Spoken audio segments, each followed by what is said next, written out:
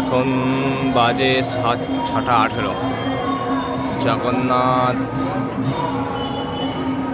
বাবা জগন্নাথের এখনও ঘুম ভাঙেনি বন্ধুরা, তাই দর্শনার্থীরা এখনও দাঁড়িয়ে আছে লাইন দিয়ে। প্রচুর পরিমাণে লাইন পড়েছে দর্শন করার জন্য। জগন্নাথ প্রভু মহারাজকে দর্শন করার জন্য প্রচুর লোক তার লাইন দাঁড়িয়ে আছে।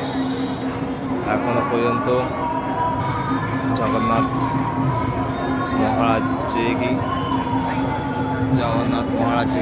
ভাঙেনি এখনো, তাই সবাই অধীর আগ্রহে লাইনে দাঁড়িয়ে প্রহর গুনছে কখন জগন্নাথের দর্শন পাবে এবং জগন্নাথ দেখা পাবে।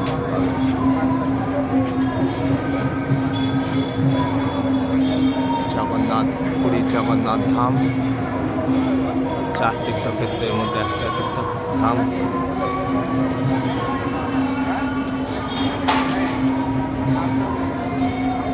জগন্নাথ ধাম, জগন্নাথ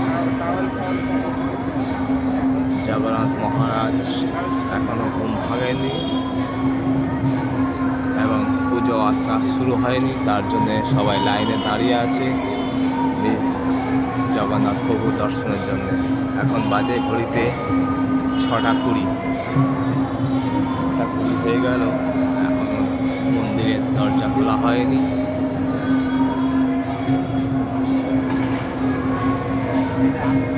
সিংহদ্বার খোলা হয়েছে কিন্তু মন্দিরের ভিতরে দরজা খোলা হয়নি এখন।